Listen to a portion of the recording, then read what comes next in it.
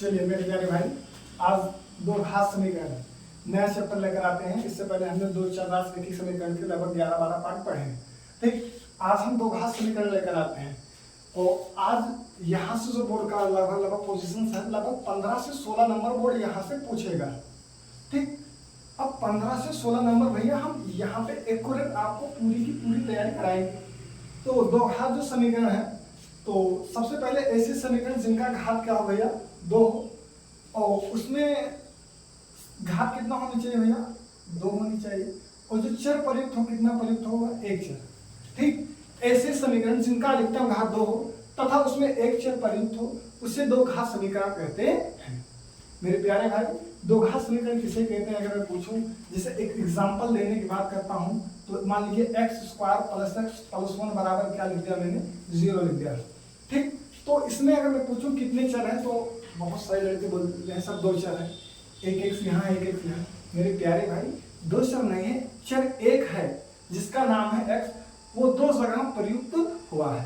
ठीक, तो इसमें कितने चर है मेरे प्यारे भाई, तो 1 चर है जिसका नाम है x। चलिए ठीक है प्यारे भाई, फिर से एक बार रिपीट करता हूं कि ऐसे समीकरण जिनका अधिकतम घात 2 हो तथा उसमें 1 चर प्रयुक्त हो उन्हें दो घात समीकरण कहते हैं। ठीक, अब जैसे एग्जांपल लेकर आए थे x² + x + 1, इसमें मैक्सिमम जो घात है वो कितने हैं, 2 है। ठीक, और कितने अगर चर प्रयुक्त हो जाए तो चर x, यानी इसमें 1 चर प्रयुक्त हो रहा है जिसका नाम है x।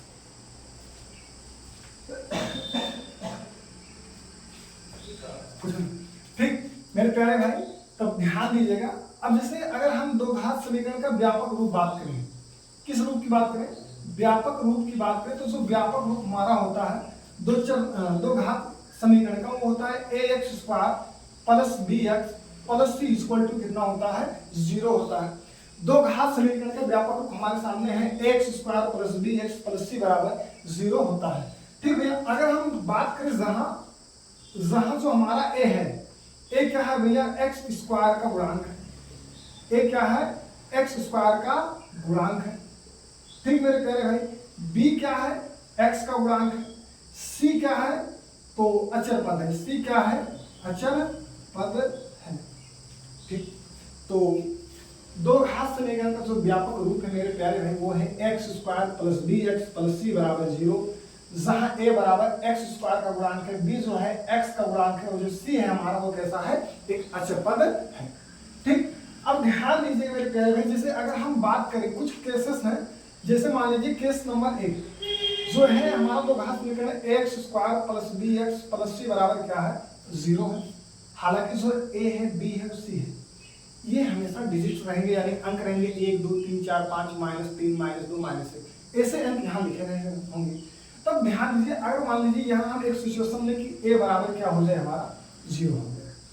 अगर मान लीजिए ये जो है x² का गुणांक ये कितना हो जाए, 0 हो जाए, तो ये हो जाएगा 0 x² + bx + c बराबर कितना हो जाएगा, 0। और 0 में कोई चीज अगर गुणा करे तो 0 हो जाएगा, तो बचेगा कितना, bx + c बराबर मेरे भाई 0। अभी मैंने बताया कि ऐसे समीकरण जिनका अधिकतम घात 2 होगा वो दो घात समीकरण होंगे।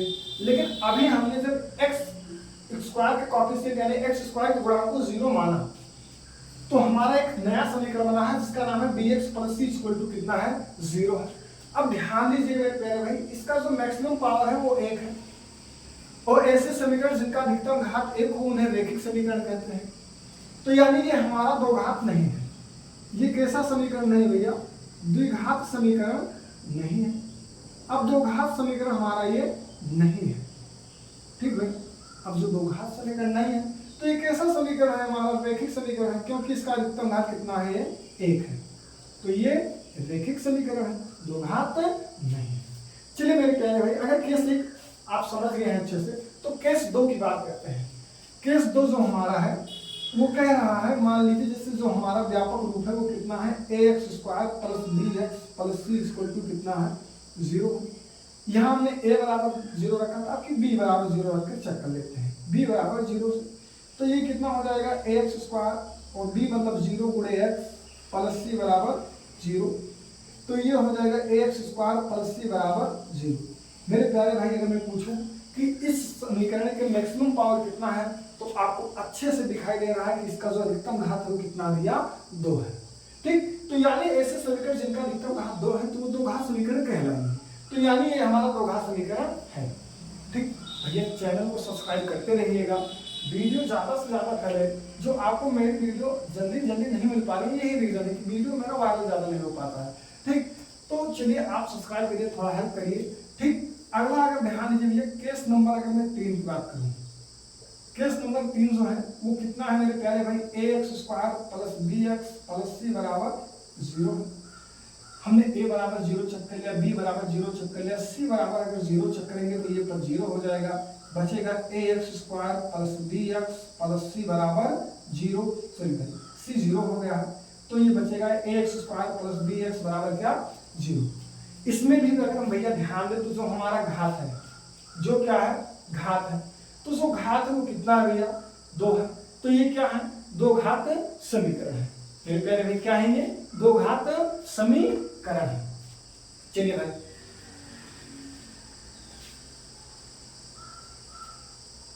समझते चलिएगा। ठीक, बढ़िया, ये बहुत बेहतरीन चैप्टर है।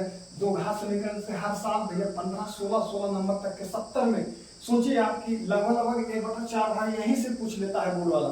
ठीक, 6 नंबर तक के क्वेश्चन यहाँ से देखने को मिलेंगे, एक क्वेश्चन 6 नंबर का। ठीक,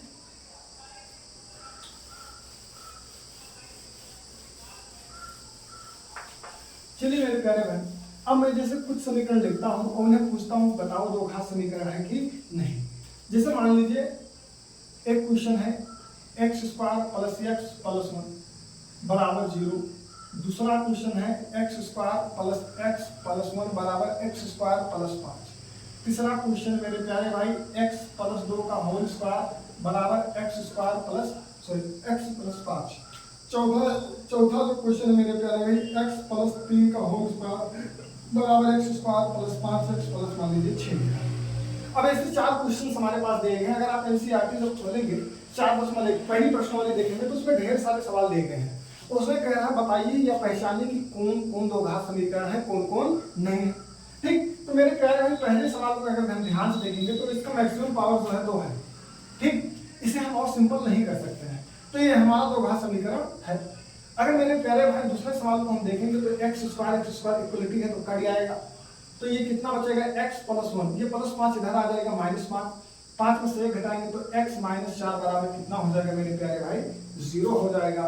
यानी x प्लस जो 4 है, x माइनस 4 बराबर 0 है, इसका मैक्सिमम पावर 1 है, तो ये दो घात समीकरण नहीं है मेरे प्यारे भाई। क्या है ये, दो घात समीकरण नहीं है प्यारे भाई। अच्छा ध्यान दीजिए, अगला जो सवाल हमने लिखा है x प्लस 2 का होल स्क्वायर बराबर x प्लस 5, तो इसे पहले हम हल करेंगे, हल करने के बाद ही से हम डिसीजन लेंगे कि है कि नहीं है। चलिए हल करते हैं। अगर आपको पता है तो बता दूं कि a प्लस b का whole square, a plus b का whole square a² plus 2ab plus क्या होता है भैया, b² होता है। तो a² मतलब भैया हमारा x², b² मतलब 2 का स्क्वायर यानी 4, और प्लस 2ab मतलब क्या हो जाएगा, 2 दूना 4x, और बराबर कितना हो जाएगा x प्लस 5।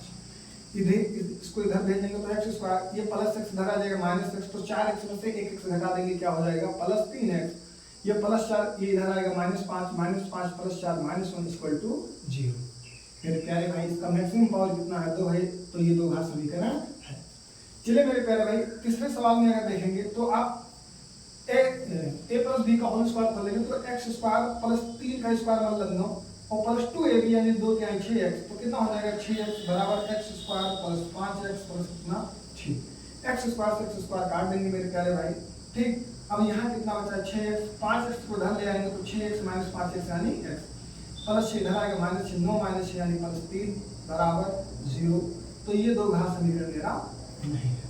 तो उम्मीद करता हूँ प्यारे भाई कि ऐसे क्वेश्चन आप समझ गए होंगे। अच्छा, अगर आप एनसीईआरटी बुक के पहले एक्सरसाइज को हल करते हैं तो ऐसे ढेर सारे सवाल देंगे, लगभग 10 से 12 सवाल देंगे प्यारे भाई। ठीक, तो कुछ हम यहाँ सब शंकाएं लिख दे रहा हूँ जिनकी मदद से हम उन्हें पहचानेंगे। हालांकि कुछ में ऐसे सब शंकाएं हैं जिन्हें याद करना पड़ेगा, फिर प्रसार करेंगे हम, फिर उन्हें हल करेंगे, फिर सरल करेंगे, सरल के दौरान ही हम निर्णय ले पाएंगे कि वो दो घात समीकरण है कि नहीं। चलिए मेरे प्यारे भाई कुछ लिख दे रहा हूँ, जैसे एक ये है और अगर मान लीजिए a माइनस बी का होल स्क्वायर पूछे तो क्या बोलेंगे, ए स्क्वायर माइनस 2ab प्लस क्या होगा भैया, बी स्क्वायर। अगर a प्लस बी का होल क्यूब कहीं भैया पूछ रहा है तो हो जाएगा a cube plus B cube plus 3a square B plus 3a B square.